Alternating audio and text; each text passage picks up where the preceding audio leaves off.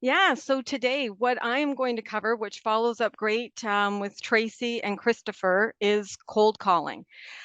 So like Christopher was saying, you've got your online leads and, a lot of people are hesitant to make that call, but just make that call and phone these people because I'm telling you right now, practice makes perfect. And that's where you're going to build that confidence and you are going to go to that next level. So when you're making those calls to people, you don't know who they are, but that's okay because in life we never knew who our neighbors were and the person at the grocery store.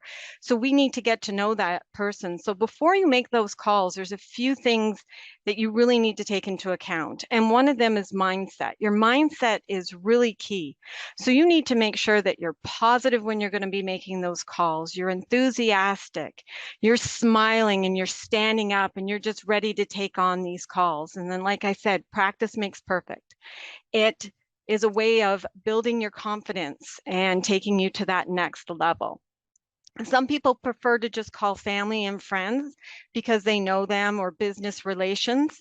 Other people prefer the cold calls because they really don't even know that person. So they're okay with that, and some do both. But do what works for you. But the cold calling you need if you have those online lead generations coming into you. When you make those calls and, you could get a bad call, someone may not be in the right mood or that. And that's because when you're making those calls, you don't know what type of day that they're having. So you just have to be able to shake that off, say, Nope. okay, next, and carry on, right? And also, when it comes to cold calling and you've got those leads coming in, that's money. So, like Christopher was saying, if you can get to them within the first like 5 minutes of that call coming into your lead generation system, that's great. But if you can't, it's so important to turn around and time block times that you are going to call people. So set an hour to 2 hours a day in your schedule, mix it up, do days, afternoons, evenings, and weekends. Because if you're just always calling like 9 till 12 during the day, and you're just not getting this person on the phone, then what do you think it is? They're probably at work. So start trying them in the evenings and start trying them on the weekends. So like I said, just pick up that phone and just make that call. The next point, own the script.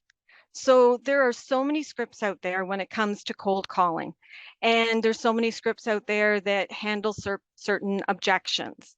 Every script has a purpose, and what I tend to do with those scripts is I read them through and I understand what the purpose and what I'm learning from that script. And I like to make that script my own because when I'm on the call, I want to be authentic. I want to build rapport with those people, but at the same time, I don't change the script too much because I want to keep its purpose and its goal behind what that script is for. So, when people are turning around saying the market's terrible or, interest has gone up and that you want to be able to talk to them about that. You're also on the phone because you don't know that person. So you've got some type of agenda. So why are they on the system? So I actually have some key points here that I want people to take down. That I have the letters LPMAMA. So when I get someone on the phone, I have certain key points that I want to make sure that I get from them. One is location. The next is price. What's their motivation? You can ask them at that time if they are dealing with an agent at that time. And do they need a mortgage? And then the last one and the most critical one is setting the appointment. So when I get onto the phone with them, I'm going through an introductory script. I can go through that with you, and then I'm hitting those points. So if you're using an online lead generation, my script usually starts like this. Hi, it's Gina calling from the home search site you're using to look at homes in the, let's say, Atlanta, Georgia area. Sorry, I just got thrown off track there. It's Gina calling from the home search site that you're using to look at homes in the Atlanta, Georgia area. just wanting to know if you're considering a move in the next 3 to 6 months or if you're browsing at the moment. And that's what I say at that time. And if they say, I'm just browsing at the moment, I come back with, that's great. That's exactly what our site is for. What prompted your browse?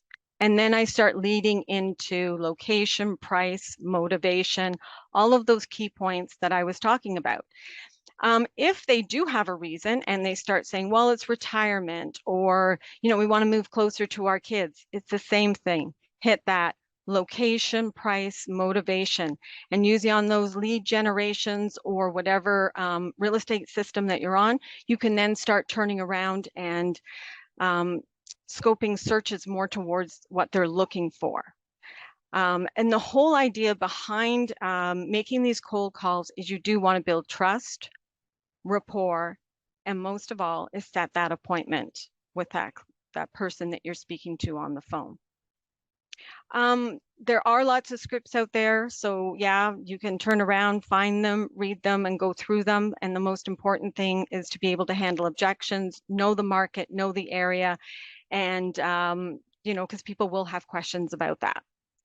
The last one is show me the money. So you've got all these online leads and now you're sitting there going, what do I do with them? And a good CRM is really important. CRM stands for Customer Relationship Management. So that's key that that's what that actually stands for. And where the money is in the follow-up. So you've got those online leads. Just don't call them once or twice. Call them until you get connected with them. Or if you have their email through the online lead generation that you have, then reach out with them with an email and a purposeful email, just asking them how their search is going.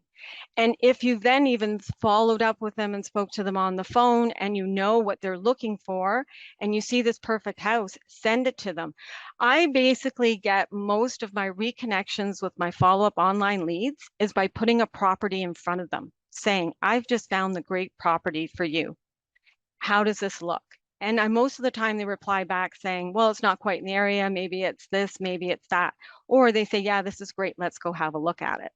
I've also had leads on the system. I had one that was 696 days that they reached out to me just from my platform, connecting and following up, that they reached out to me and wanted to turn around and start looking at homes. And then we turned around and ended up putting in an offer and purchasing the home.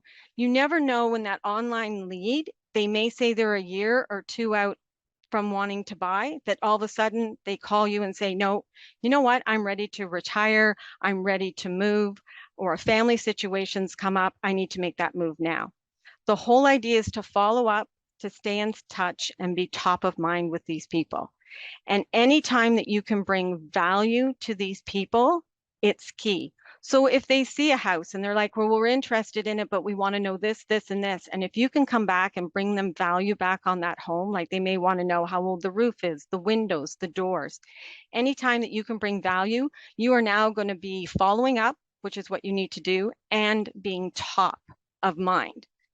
So many people have said to me, well, I've turned around and come back to you because you're always staying in touch. And I have a great CRM system for that, that is always reaching out and touching them in certain ways, and me personally, myself. And one of the last important things was show me the money is time block for your calls. Put it in your calendar, because for most people, if it's not in your calendar or you haven't scheduled for it, then it doesn't exist and you don't put the time aside for it. You need to really protect the time and start calling people. So yeah, so those are my little quick tips on cold calling.